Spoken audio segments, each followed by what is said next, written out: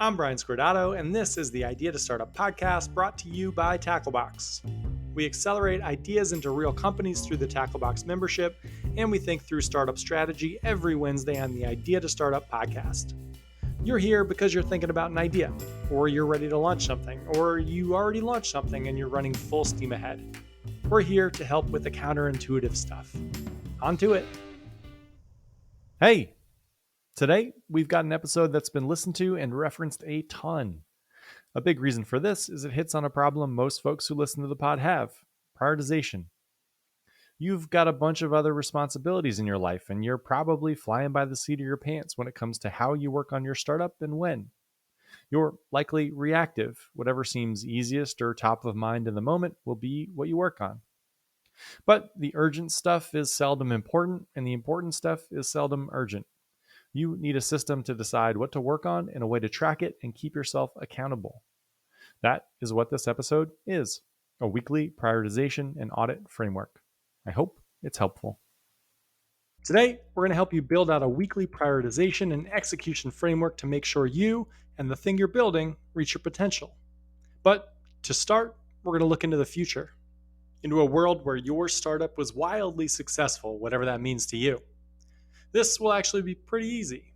We've had 400 companies go through the program since 2015, and what I think is maybe the most interesting side effect of watching that many idea stage founders build during their first 3 to 6 months is how all the successful companies kind of look the same and all the unsuccessful companies look wildly different. The successful ones are successful because of a handful of things that they do, and all those things rhyme. The ones that didn't work each have their own unique stories. What I'm getting at is there's a path early on that works and a whole bunch of paths that don't. And the good path won't happen by accident, and as with most things in the startup world, is completely counterintuitive. Or more accurately, just not how most people work to start. The path to a successful business has two drivers: strategy and tactics. Strategy is the high level vision, tactics are the things you do that get you there. The strategy shouldn't change, the tactics should change all the time. So, back to you. It's 5 or 7 or 10 years down the road, and you're on your favorite podcast talking about how you were able to be so successful. Maybe that's this one. I hope it is. The host asks the first obvious question. So, tell me about the early days. How'd you come up with this idea? How did everything start? You jump into a well-worn story. Well, the idea first came to me while I was working at Deloitte. I realized that I worked with clients on the same things over and over, and that 95% of the value could be delivered in 5% of the time. So I took all the money I'd saved, took 6 months off, and tried to build something to give smaller companies that couldn't afford Deloitte the 95% for way cheaper. Unfortunately, that first idea never stuck. I thought small businesses would be pumped with this potential, but they didn't care. Eventually, maybe too slowly, you add in a chuckle out of habit more than anything, I spent more time with customers and learned that, sure, this was a problem, but there was something else way more pressing. And the more I spoke with customers about this new problem, the more excited I got. You know why? I'd solved for this at the company I was at before Deloitte, but we never knew how impactful it was or how much our customers thought about it or how the real solution combined everything else I'd learned. So I started consulting for a few companies, solving the problem manually on a small scale and building out process. It worked. I learned more about how to solve it and how to find new customers and realized there was a huge business there.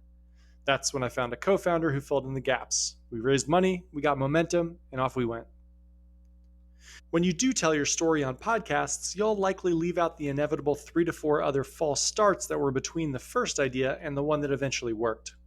As our old friend Tom Eisenman, still one of my favorite pods we've done, I'll pop it in the show notes, says, startups are a race to 5 pivots. Back to the successful businesses we've worked with. None of them are being successful with their first idea, or their second, or even their third.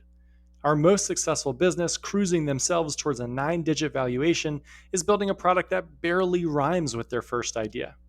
Startups are confounding, and this specific reason, maybe more than any other, is why I do what I do and why I love what I do and why I think you should start a business the right way no matter what. Because the first idea, the thing you want to build, is certainly going to be wrong. It's probably not even close. But the only way to get to the thing that's right is to start the thing that's wrong. So many people wait for the perfect idea, which again is silly because you cannot recognize what'll work until you're knee deep in it. You need context and perspective, and that's just not possible before you're in the mix. You might think you're the exception, but I promise you, you're not. The skill entrepreneurs need is not picking an idea. It's adapting, learning, changing, wiggling into the cracks of a problem like water wiggling in between a stone. And that's what we'll talk about today. How to set up your life so that you're operating like a startup founder who will succeed, who can start with something, learn fast, adjust, and get to the fifth idea that'll let you build something people love. Successful businesses are a side effect of working in a very specific way for an extended period of time. And it all starts with a system, with prioritization, with strategy, with tactics, and, weirdly, with the good people of Finland. We'll get you to that system after a little smooth jazz. If you've got a startup idea and a full-time job, apply at gettacklebox.com. We'll get back to you in under 72 hours. Use the code BUILDRIGHT to get 50% off your first month if accepted. We've helped over 400 people build businesses collectively worth over $1 billion, and I'll guarantee you most of them started with less than you've got right now. Come join us if you're working on something. Back to it. Finland has the most medals per capita of any country in Olympic history. They get a little over 2 medals for every million people. For comparison, the US gets about 1 medal for every million people. The Finns get twice as many. Also, if you're American and you're listening and have an Olympic medal, you're 1 in a million. Congrats. And if you don't think I did the math to see the likelihood of someone listening to this pod also having an Olympic medal, you just don't know me. If you have one, please email. I need to know if I'm right. Anyway, back to the question. How do the Finns get so many freaking medals? You might say, hey, Brian, it's skewed. Finland has mountains and they're generally wealthy, and so they probably win all the skiing medals. To which I'd say, they actually win far more summer medals than winter medals. They do win in skiing, but they also win in sailing and archery and wrestling and rowing and weightlifting and hockey and just about any other sport you can think of. And they win a lot. The reason I bring it up is because I've recently read a bunch of stuff about Finland because they take a different approach to most countries in just about everything. For example, every kid in Finland plays every sport, and they play a lot. School is broken up every hour by a mandatory 15 minutes of outdoor play. Also, kids don't specialize in sports even when they get older. Their best skiers, the ones that win Olympic medals, also play soccer and wrestle and cycle and swim. And here's the thing that really makes me physically flinch. When kids are little in Finland, they don't keep score. Sports exist to have fun and to learn all sorts of other skills. Winning isn't top of that list, so they don't worry about it. I'm not kidding when I say this pains me, because I'm ridiculously competitive. I'm writing this from a coffee shop on 88th Street, and on the way from my apartment a block away, I raced 3 people who had no idea we were racing. I even gave a little fist pump when I won. I love to win. I love to compete. And I don't like those things being challenged, but Finland has done it. Because they don't focus on winning, and yet they win more. Schools in Finland hurt my brain too. I mentioned the 15 minutes off every hour, but I didn't mention that until the age of 7, there is no school. Kids just get together and play. There are no classes, no math, no English, and when kids do start school, they don't get homework. And yet, Finland is consistently ranked as the best school systems in the world. What the hell is going on? Exactly what you need to do with your startup. You need to recognize the outcomes that you want, the outcomes that'll be successful for you, and build a system to match. Finland does this. Nearly every other country doesn't. Finland wants their kids to be well-rounded, high-functioning members of society. And to do that, they prioritize learning how to work with other kids, how to interact and solve real problems, how to communicate. Because what's more important than that? To develop those skills, it's far more effective to have kids play with one another, to use their imaginations to figure stuff out, than to sit in their room repeating math problems. An article I read from someone schooled in Finland talked about how a common school activity might be sending a group of 8-year-olds into the forest alone with a map and then letting them work out how to figure out how they can get back. Kids who specialize in something, say skiing, from the time they're 9 won't be well-adjusted adults, so they don't do that. And it turns out breadth of skills wins over specificity in the long run. Just check out all the medals they've won in highly specified sports from athletes who didn't focus solely on that sport. I'm not saying you should move to Finland or to tell your 5-year-old not to do their homework or stop keeping score in Little League. I obviously don't know everything there is to know about Finland. What I am saying is that designing your surroundings to get an outcome you want is something we all overlook constantly. And if you want to build something that matters, you shouldn't. Frankly, you can't. Exceptional results come from people with exceptional approaches. And the good news is the bar for an exceptional approach in the working on a startup case is actually fairly low because most people's approaches aren't thoughtful. They track things that are easy to track and end up wherever that takes them. Score in a soccer game is easy to track. Communication is not. Doesn't mean score is more important than communication for the outcome you want. This is all strategy and tactics. Finland's strategy is to create well-rounded people who can contribute to society. Their tactics are constantly tweaked and tested to do just that. And as a side effect, they win a ton of medals and raise smart, successful kids, because the types of people who win are the types of people they raise. Now, let's build your system. The biggest challenge for the startups I've worked with is prioritization, making time and holding that time for the things that'll actually set them apart. Those things are going to shift as you grow, but the list of things that could be that important is actually pretty short. It's interacting with customers, it's selling to customers, it's building internal systems to amplify everything you do, and it's spending time thinking. The successful startups I've seen have tied each of those to a metric they track. Interacting with customers might be as simple as saying you need to have 10 conversations a week. Selling is likely tied to leads or revenue. Internal systems is linked to the time spent on durable tasks, things that can be repeated, versus fleeting tasks, things that'll be useful once. Thinking is tied to time and diverse inputs. What you put in is what you'll spit out. As far as the saboteurs of that important work, it's not going to be the obvious distractions. We all know social media and games and whatever else isn't helping push you forward. It's the stuff disguised as work, emails, posting for social media with the idea that you're building a brand, conferences, pitching investors when you're too early to be doing that. The things that seem like you're making progress but aren't. Those are the things that are dangerous.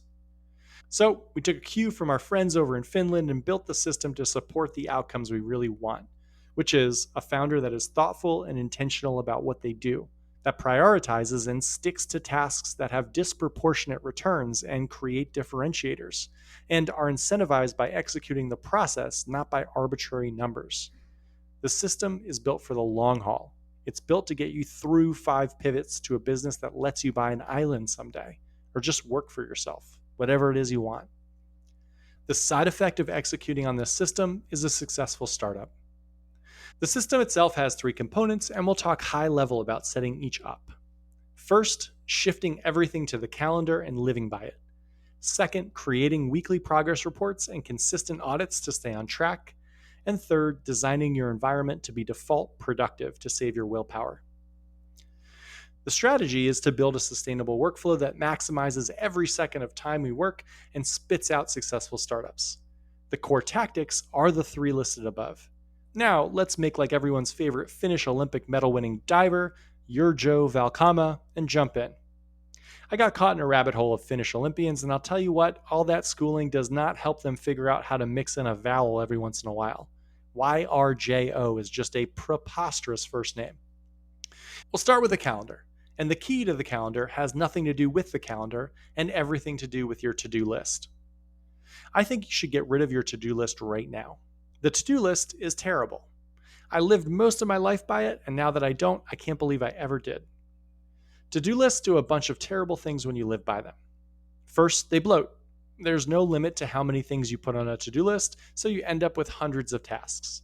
It ends up as a catch-all, a place to dump ideas. You should have one of those, but it shouldn't be the place you work from, because then you get into the habit of having 20 things to do each day, finishing 4 and feeling like you didn't have a productive day. Or you feel like it's okay to just not finish your list, and then you're lawless like those damn Swedes. Note, I know nothing about Switzerland. I'm kind of joking, but mostly not. A brand is when someone makes a promise and keeps it repeatedly, and your personal brand, the one you see when you look in the mirror, will absolutely be tarnished if the promise you keep every day is that your to-do list doesn't get done. Startups are a funny place. There's no one there to pat you on the back and say you've done a good job, ever. Your feedback loop will be that you didn't finish what you said you would every day. If you don't think that's going to weigh on you, you're an idiot. No offense. The second terrible thing about a to-do list is the feedback mechanism. Checking something off is way too satisfying, especially if it dings and then disappears. So we try to get to that feeling, which means do things fast, which means do things that aren't important. The important things take time. They take 4-hour blocks. It's hard to break them down and usually a waste of time to do so. But we try to so that we can feel that jolt of a checkbox, and it's all wrong. We definitely know that mapping out a quarterly marketing plan and responding to an email aren't comparable, but our dopamine system doesn't, and it wants that checked box. Not having a to do list, however, feels uncomfortable, and since every human action is driven by one desire to not be uncomfortable, we use them. Until today. When I switched from to do list to the calendar, my hours went down, the important stuff I got done doubled or tripled, and my sense of completion at the end of every day existed. Here's what I and a bunch of the startups we work with do now. I certainly keep a list of things I should do, either now or in the future, but I do not work off of it. I work off my calendar. On Sunday, I sit down and map out the upcoming week's schedule. I look through the to do list and think hard on a few questions. What's most important for my business right now? What's most important for my business long term? How would an incredible entrepreneur set up their week? What are the things other people don't make time for that I know great businesses make time for? Then I lay everything out. There are always a few meetings that I can't get around, though I try to batch those as best I can. First, I think about the times that I'm most productive and I match my highest value items to those times. I'm most creative by far in the mornings, so 8 to 12 every day is sacred. It's for my most important creative work. The differentiated stuff, the podcast, thinking through it, writing it, growing it, and the Tacklebox membership, the new content, the responses to existing members, and strategically thinking about those members' businesses. Those all get 4-hour slots since switching between tasks has enormous cognitive cost. In the afternoon, I switch to stuff that doesn't need my brain to be operating at 100%. I think about creative output as a cup of coffee, and after 4 good hours, my cup is usually 3/4 empty. So I grab the most important tasks from my to-do list and put them on my calendar for afternoons, and I time box them. Nothing takes less than 15 minutes, and switching is hard, so I try to batch similar items. These might be more calls with members or startups I'm advising. It might be the admin and finance and legal work that comes with running a company. It might be editing podcasts or hiring or referrals or cold emails or any other task that moves my core metric. The important thing is that these are all time boxed on my calendar. So I see my day, I know what I'm scheduled to do, and my check mark, my feedback loop, is simply whether I was engaged for the amount of time I said I would be or not. If I'm trying to grow the podcast for 4 hours and I'm engaged for those 4 hours, I get a big old check mark, even if what I wrote was dribble. Because the important part is showing up and working on the right stuff. The results are a side effect. The results come with consistency. I try to work from 8 to 6 every day, and while some days spill later, it's never unanticipated spill. It's scheduled. There's more that has to get done, and it has its time. This means that tasks that don't make it to the calendar aren't all that important. Time boxing everything makes my days have a beginning and an end, and it forces me to really think, is something worth a slot of time in my life? You need to value your time extremely highly, and a calendar view, laying everything out, is a great way to do that. When I look at my week as a whole, it tends to make sense. My goal is to look at it and say, that's exactly how someone building an exceptional business over the long haul would spend their time. The final part of the calendar that's been wildly important for me is printing out the daily view each day and having it sit next to me as I work. I make scratch notes throughout the day on how each block of time goes. More specifically, I note when I get off track. Not in a way that's cruel, I don't shame myself or beat myself up for checking ESPN, more in a curious way, trying to understand why it is that I'm getting distracted. Distraction usually comes from uncertainty. So what was it about the thing I was just doing that I wasn't so sure about? How can I clear it up? Sometimes I'm just running away from thinking about something deeply and I need to refocus. Sometimes I'm just burnt. I'll also write when I get on a roll or when something specific happens that pushes me forward. You probably hear a lot about working on your business and not just in your business. This is the start of that. These notes are also critical for the next pillar, which is weekly progress reports and audits. You need these no matter where you are in your entrepreneurial journey, and probably wherever you are in your life. And if you're a solo founder, particularly one working on your business on the side, you really need these progress reports. I schedule these for Friday afternoons, and it's time that cannot be pushed. Figuring out what you've done and figuring out how to do it better next week is the most important thing that you can be doing. This is a long game, and continuous progress and improvement is the name of it. Thinking about what you want to work on is something most people skip, and it sets them back. It can be a differentiator for you. There are two components to the weekly audit. The first is that stack of calendars you've got. Look through them and see how you did. Where'd you get off track? What needed to get pushed? What snuck its way onto your calendar that maybe didn't deserve your time? I look at the week as a whole and ask myself three questions. What should I have done more of? What should I get rid of? And what did I enjoy the most? Take these into account when you draft up your next week of work. Next is my weekly progress document. This also has two parts. First, the thing that is most important for me to be working on and focusing on now. This is usually a metric. It might be growing revenue or pod subscriptions or talking to current members or getting new ones. The second part is looking at the week and deciding if the tasks that I did impacted that headline objective.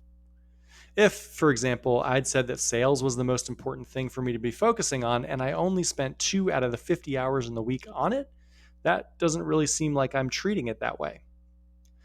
Where this gets tricky is when things you're doing might be a degree or two away from that goal. So, writing a podcast might help with getting more customers eventually, but it didn't do it this week. Our goal is to start to connect those two to understand the actual impact of the things we do on the outcomes we want.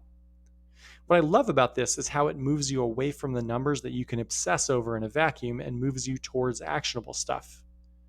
I have 4 other questions I ask each week and revisit the previous couple of weeks' answers during each review. First, what was my focus? Second, what is my current biggest obstacle to growth? Third, what are my biggest learnings? And fourth, how am I feeling? These are quick and ground me and make sure things are continuing to move forward. They focus me on the right numbers and the right questions. On any given week, the podcast might have way more or way fewer downloads than average. It's really easy for me to continue to look at that number and get excited or upset about it. But the real thing to look at is the actions that impacted that number. If I didn't do anything this week that would drive downloads higher, and nothing in the past 3 weeks either that would do it, I can't really get upset when downloads aren't high. I can just schedule more things that'll impact downloads for the next week. Nearly everything in the startup world is a lagging indicator, and nothing in the startup world happens without you forcing it to happen. So the answer is always focused work over time. Seth Godin talks a lot about the famous Dolly Parton quote, "Be who you are and do it on purpose." He says that the key is to actually flip that quote around. Do the work purposefully and you'll figure out who you are. That's what this framework helps you do. The final pillar of the process is your environment. The most important thing to know here is that your environment, like your weeks, need to be built on purpose.